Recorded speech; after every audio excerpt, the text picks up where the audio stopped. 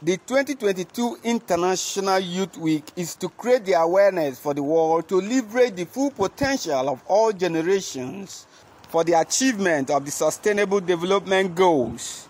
It is aimed at fostering successful and equitable intergenerational relations and partnership in tackling global issues. Ageism continues to present a significant challenge to fostering collaboration and solidarity across age groups because of the way of thinking, prejudice, and discrimination based on age. The Chief Economic Advisor, Kingsley Emu, spoke on the need to integrate all ages into the scheme of things. I think it's an orientation issue. There must be conscious efforts for government, communities, and orientation agencies to begin to communicate to the youth and to everybody why they must be, almost bridge the intergenerational gap. There are about 5 classifications of intergenerational gap. But critical in business and in the public space, 3 or 4. You have the baby boomers, you have the millennial and millennial X, Y, and then you have the generation Z. And the age classifications are very exciting because you won't even believe that generation Z is only as recent as 1997 to 2012. So it means that, you know, these age classifications are sociological classifications that comes with events in your era. For instance, this last generation Z, they are called digital natives. They were born into IT, into computer, into internet, into everything. So their conduct is different altogether. And then baby boomers who are like 1946 to 1964 are also people who were born during times of plenty children. Nigeria saw a lot of prosperity and things were just flowing. But they all work together. So to be able to work together, we should be multi-generational bridge. So what do? You begin to have a lot of discussions so that you can understand yourself. You begin to create cultural values, clear cultural values that are acceptable to all the parties, especially in workplaces.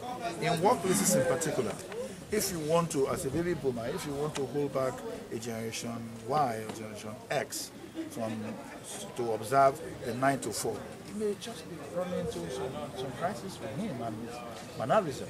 You must reflect the characteristics of people in the things that you do. So today you see people working remotely. So you can work remotely. You can give him assignment and overnight he brings you the report and you back. But if you have to hold him back to do that between 9 and 4, you may not get results.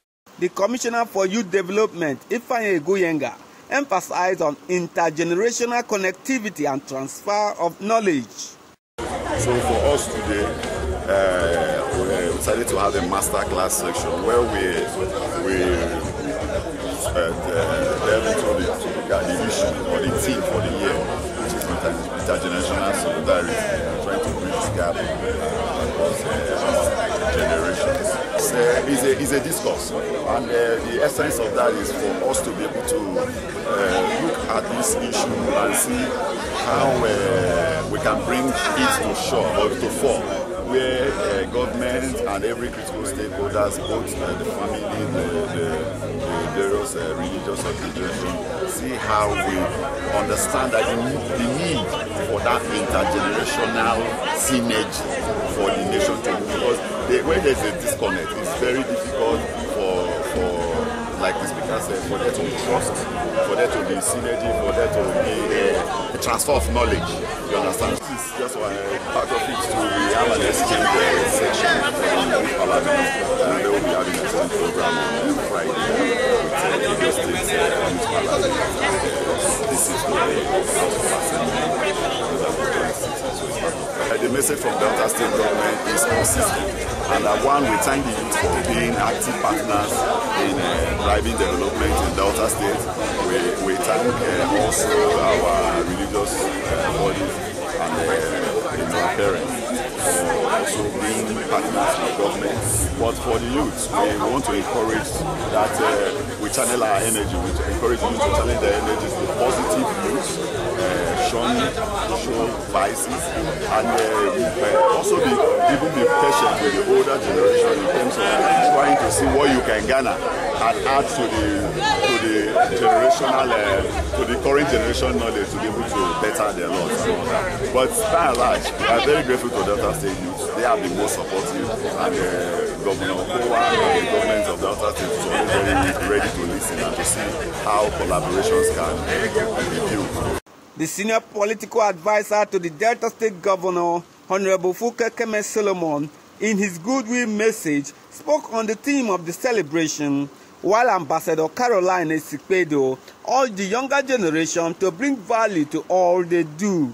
This is a very auspicious day where the world gathers to remember, to be reminded of the sacred place that youth occupy in the affairs of the world.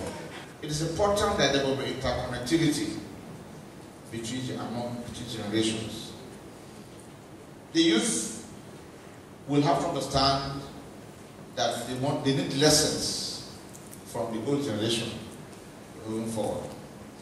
Now, they don't need to pick all the lessons, pick the good ones, and reform the bad ones, reject the bad ones. And in this government, Dr. Okowa understands the place of youth, and it demonstrates it quite avidly, very accurately, in the way he has spread the appointments. Every generation is involved. The Nigerian youth, I will only say that the youth need to up their games, like creating value, like what was said today. What are they offering? What do you have to offer as a youth if you really want a better world? We have gone past the era of bringing out youth who could not even defend their certificates. So they need to be up and doing. There is need for a change to create a better world for all ages. Earlier in a presentation, the guest speaker, Mr. Ekenemi Sishe, spoke on the place of self-discovery, community and government who make policies that affect the lives of everyone. How do we make an impact? And secondly, how do we make this sustainable? So by the time and season where you can't just pray, you must do something. You must do something. Please repeat that after me. You must do something. Everybody has to do something.